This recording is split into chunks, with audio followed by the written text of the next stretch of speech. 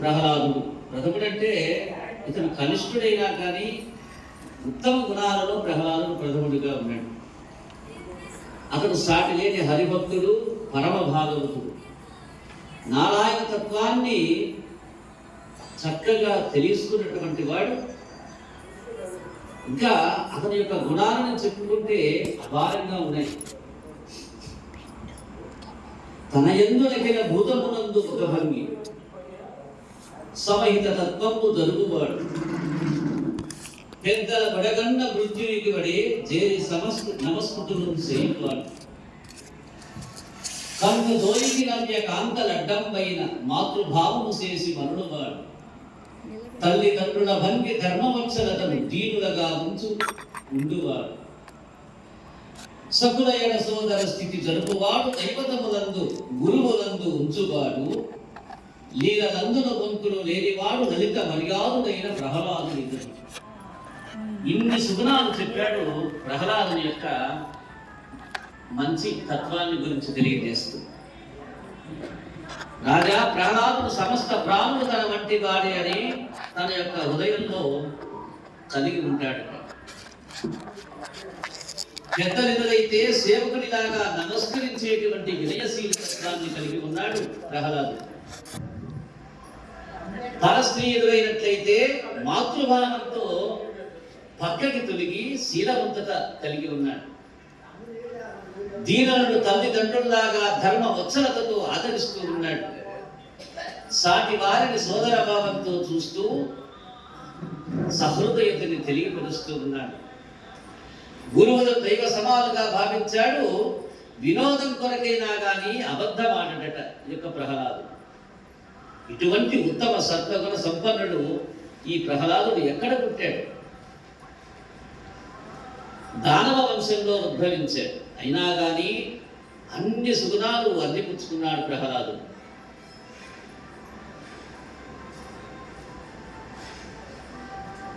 ఓ రాజా యొక్క దైత్య కుమారుడు అన్యమేమి ఎరుగక శ్రీహరి చింతనావంతుడై ఉన్నాడట.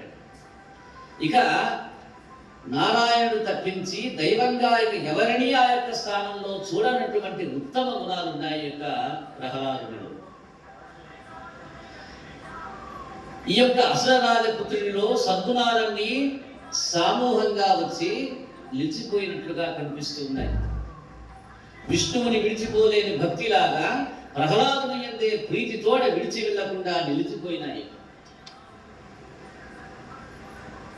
ప్రహ్లాదునితో సమానమైన సుగుణోపేతులు ఆ యొక్క రాజ్యంలోకి ఎవ్వరూ కనిపించటంలా.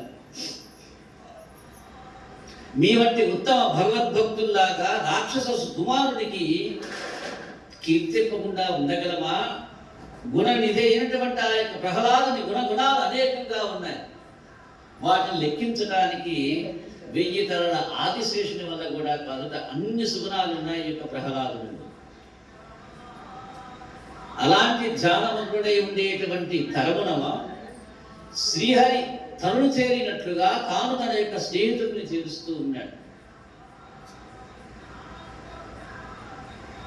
తన యొక్క దినచర్య ఎలా ఉంటుందయా అంటే, పానీయంబులు ద్రావుచున్ గుడుచుచున్ భాషించుచున్ హాస లీలా నిద్రాదులు సేవించుచున్ నిరుగుచున్ లక్షించుచున్ సంతత శ్రీనారాయణ పాదపద్మ యుగలి చింతామృతాస్వాదనం ధానుడై మరచన్ మరార్తుడేవ దిశ్వన్ భువన.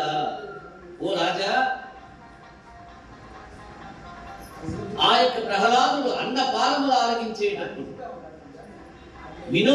వినోదంగా ఉండేటువంటి సమయంలో, నిద్రపోయేటువంటి సమయంలో, తిరుగు ఉండేటువంటి సమయంలో శ్రీహరి యొక్క పాద పద్మాల చింతనామృతాన్ని నిరంతరం గ్రోలుతూ ఉండేవాడు. ఈ పరంపరలో యొక్క లోకాన్నే మర్చిపోయినాడు. సర్వం విష్ణువజం జగతన్నాడు. వైకుంఠ చింతా వివర్జక చేష్టుడై ఒక్కడు నేడుచు నొక్క చోట నశ్రాంత హరి భావనాలుడ చిత్తుడై యుద్ధతుడై పాడు నొక్క చోట విష్ణు నితండ్రుడు కాని వేరుండు లేదని ఎత్తలి ఒకచుండ నొక్క చోట నైలాక్షులను దారముగ గంటినేనని జుబ్బి గంతులు వయసు నొక్క చోట ప్రహ్లాదుడు విష్ణుమూర్తి చింతనలో మునిగి చేష్టనుడిగినటువంటి వాడై ఒక్క చోట ఒక్కడు కూర్చుని ఏడ్చేవాడని. ఒక్కడే కూర్చొని నారాయణ యొక్క దివ్య మంగళ స్వరూపాన్ని నేను స్వయంగా దర్శిస్తున్నానంటూ ఎక్కి ఎక్కి ఏడ్చేవాడు. నిర్విరామ శ్రీహరి చింతనతో నిండిన మనస్సుతో గొంతెత్తి గానం చేసేవాడు. అంతా విష్ణుమయమే కానీ వేరొకటి లేదని చెప్పి ఒక్కి నొక్కాలుస్తూ ఉండేవాడు. పద్మాక్షుడనే పెన్నిధిని కనుగొంటినే నేను అని చెప్పి పొంగి గంతులు వేసేవాడట వేరొక చోట. పరమేశ్వరుడైన కేశవులతో స్వగతంగా మాట్లాడుతూ ఉంటాడట ఒక్కొక్కసారి. అంటే ఎదురుగా ఎవరితోనో మాట్లాడుతూ ఉంటాడు. ఎవరయ్యా అంటే నాకు విష్ణుమూర్తి ఉన్నాడు నా ఎదురుగా, నారాయణతోనే మాట్లాడుతున్నా అన్నాడు. మరొకసారి పురికిత శరీరుడై నిమీలిత నేత్రుడై నిల్చుని అలానే ఆకాశంలోకి చూస్తూ ఉండేవాడు.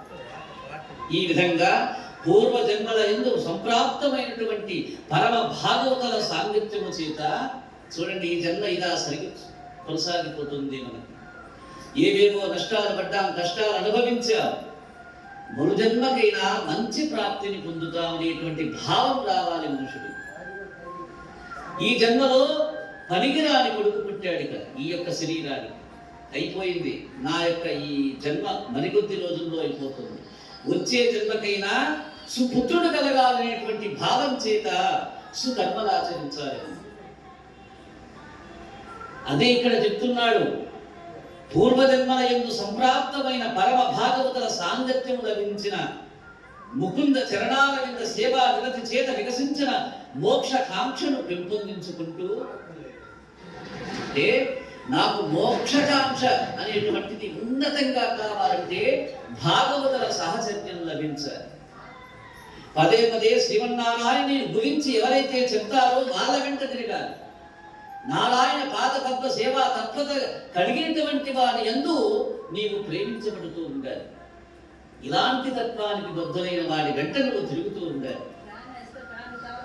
అసుర సంపర్కము చేత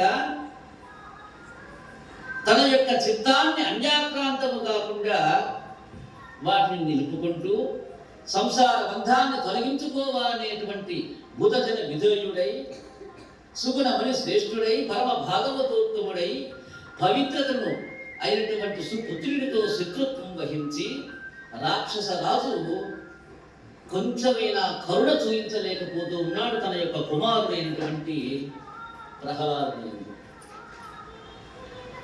ఓ నారద మునీంద్ర, పుత్రులు తాను చెప్పేటువంటి బుద్ధల్ని ఎన్ని నేర్చినా దేవకున్నా కానీ తండ్రులు వారిని ఎల్లప్పుడూ పోషిస్తూ ఉన్నారు. ఇది ధర్మం, పితృధర్మం. వారికి స్నేహభావంతో బుద్ధిని చెప్తూ ఉండాలి, వారి యొక్క ప్రవర్తనని నివారిస్తూ ఉండాలి. ఎన్నడూ శత్రుత్వం వహించకూడదు పుత్రుడైన ఒక తండ్రి. ఈ సౌజన్య రత్నాకరుడు లోక విప్రవిధుడు అయినటువంటి పుత్రుని బాధలు పెట్టడానికి ఆ తండ్రి ఎలా కోరుకున్నాడో కదా. శ్రీహరిపాదతత్వ చింతనలోనే లభించేటువంటి వాడు, కృపాలకు గురువులకు సాధకులకు తలవంచి నమస్కరించేటువంటి వినయశీలుడు, సజ్జనుల చేత స్తుతించబడేటువంటి వాడు, మోహాన్ని తొలగించుకున్నటువంటి వాడు, విశాలమైన కీర్తి గలవాడిన ఆ యొక్క తన పిల్లవాడిని ఏ కారణం చేత తండ్రి చంపదలిచాడో నాకు చెప్పవయ్యా అని చెప్పి అడిగాడు.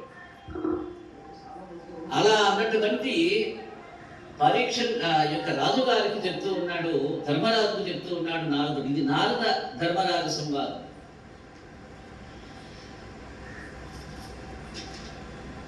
ఒకనాడు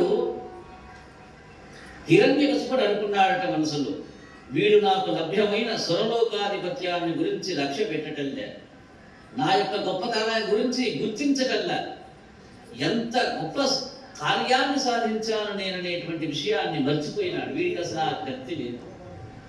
ఇంద్రుడు అన్నటి వాడిని గెలిచి స్వర్గాన్ని పరిపాలించేటువంటి నా యొక్క గొప్పతనాన్ని నా కొడుకు గుర్తించటంలే. కాబట్టి వీడిని విద్యాభ్యాసం ముందు వినియోగించి కానీ వీడిని మతి చురుకు కాదని చెప్పి భావించి పుత్రుని దగ్గర చేర్చుకున్నాడంటావు నాయన, చదువు లేనివాడు అజ్ఞాని అయి ఉంటాడయా. చదువుకున్నట్లయితే సత్సంపద వివేకం ఏర్పడుతుంది మనిషికి, చతురత కలుగుతుంది మనిషికి. అందుచేత అందరూ చదవాలి, ప్రతి ఒక్కరు. నిన్ను పెద్దల వద్ద చదివిస్తానయా, చదువుకో తండ్రి అని చెప్పి అసురుల పురోహితుడైనటువంటి శుక్రాచార్యుని పుత్రుడైన చండామార్కుల్ని పిలిపించాడట. వారితో అన్నాడు, ఓ గురువర్యులారా, గురువు పుత్రుడు కూడా గురువే, ఓ గురువర్యులారా, యొక్క బాలుడు అంధునిలాగా ఉన్నాడు, గుడ్డివాడిలాగా ప్రవర్తిస్తూ ఉన్నాడు. మంచి వాకులేవి వీటి చెవిన పడటం లేదు, వాడి నోట రావటంలా మాకు. విద్యాగంధం లేని జడుడిలాగా ఉన్నాడు వీడు, నా కడుపున చెడగొట్టాడు. నా యొక్క శౌర్య ప్రతాపన ప్రభావితం ఏమీ తెలుసుకోలేకుండా ఉన్నాడు వీడు. మీరు గురువుదయ కరుణా చిత్తులు, గౌరవనీయులు మా మాట మన్నించి యొక్క బాలుడికి చదువు చెప్పి నీతులు నేర్పమని చెప్పి మంచి గ్రంథాలు చదివించమని రక్షించమని చెప్పి పలికి వారికి ప్రహ్లాదుని అప్పగించాడట తండ్రి అయినటువంటి దానవరాజు హిరణ్యకశిపుడు. సరే, గురుపుత్రుడైనటువంటి చండామార్కుల వారు పిల్లవాడిని తీసుకుని వెళ్ళారు ఆశ్రమానికి. ఇతర బాలులతోటి చేర్చి విద్యాబుద్ధులు నేర్పదలిచారు. మిక్కిరి శ్రద్ధతో పాఠ్యాభ్యాసాన్ని కొనసాగిస్తూ ఉన్నారు. అనేక శాస్త్రాలు చదివించారు స్వయంగా దగ్గర ఉంచుకొని. ఎందుకని? రాజపుత్రుడు ఆయన. ఆ బాలుడు వాటన్నిటినీ నిశ్చలమైన విష్ణు భక్తి గలవాడే నేర్చుకున్నాడు. చూడండి, శరీరానికి బలము ఎవరయ్యా అంటే విష్ణువు. విష్ణోహ బలవర్ధనం అన్నాడు. బలం ఎక్కడిది అంటే విష్ణు అంశం ఉంటేనే శరీరానికి బలం. సుపుత్రుడు కలగాలంటే విష్ణువు స్థానువై ఆ యొక్క శరీరంలో ఉండాలి. గురువు లేని విధంగా నేర్పించిన ఆ విధంగానే ఎలాంటి అడ్డు ప్రశ్నలు వేయకుండా అవన్నీ విద్యాపాఠములే అనేటువంటి తెలివి గలవాడి నేర్చుకున్నాడు. అన్నీ అప్పచెప్తున్నాడు, అన్నీ చదువుతున్నాడు, కానీ ఇవి పనికిరాని అనేటువంటి భావంతో చదువుతున్నాడు. ముందు ముందు వీటి వల్ల ఉపయోగం లేదని చెప్పి అన్నాడు. అంతా కొన్ని రోజుల తర్వాత దానవరాజు పుత్రుడికి గురువులు అసలు ఏం నేర్పారో, వీడు ఏం నేర్చుకున్నారో అనేటువంటి భావన చేత పిలిపించుకున్నారు. రాజమహాసౌధంలో కూర్చొని ఉన్నాడు సింహాసనం మీద దానవరాజు అయినటువంటి హిరణ్యకశిపుడు. సరే, ప్రహ్లాద కువుడిని రప్పించారు. కామక్రోధాది అర్షట్వర్గాన్ని రూపుమాపేటువంటి వాడు, పాపం అనేటువంటి అరణ్యాన్ని నరికివేయి గొడ్డలి లాంటి వాడు ఎవరిప్పుడు? ప్రహ్లాదు. ఆది తేజాడు అన్ని విద్యలలో. మరియు అవన్నీ అలా ఉంచితే తన విద్య తనకున్నది. ఏం విద్య? బ్రహ్మ విద్య. ఆ యొక్క శ్రీహరి గురించి కఠోరమైన ధ్యానవంతుడై హరి చిత్తనామృత ఆస్వాదించేటువంటి వాడై ప్రహ్లాదుడు వచ్చి చెంత జరగానే వత్సారవయ రా కూర్చో, తొడ మీద కూర్చో అన్నాడు. పుత్రుణ్ణి సాదరంగా దగ్గరికి నిలుచుకున్నాడు. సంపూర్ణమైన వాత్సల్యంతో ధరణి మీరాడట, ముద్దులు ఆడాడు కాసేపు. దానవరాజు హిరణ్యకశిపుడు కుమారుడైనటువంటి ప్రహ్లాదుడు కుతూహలంతో అడిగాడు, నాయనా ఎదిరా చెప్పరా, నీవు గురువుల నుండి ఉత్సాహము పట్టుదలతో కృషి చేసి ఎన్నో విద్యలు నేర్చుకున్నావు. ప్రభు మంత్ర శక్తి యుతుడవై జ్ఞాన సంపన్నుడవై నా దగ్గరికి వచ్చావని చెప్పి నేను భావిస్తున్నాను రా నాయనా. వేదాలు శాస్త్రాలు బాగా చదివావా గురువుల దగ్గర? నాయనా, పుత్రులతో సంభాషణములు ప్రతిరోజు ఉత్పన్నమవుతున్నప్పుడు కర్మజనిత శ్రమలు, తాపములు, దుఃఖములు శోకింపజేస్తాయి నాయన. అవి సంతోషాన్ని కలిగజేయవు. తండ్రులకు కర్ణభూషణములవుతాయి నీవు చెప్పేటువంటి మంచి మాటలు, మంచి పలుకులు. నీ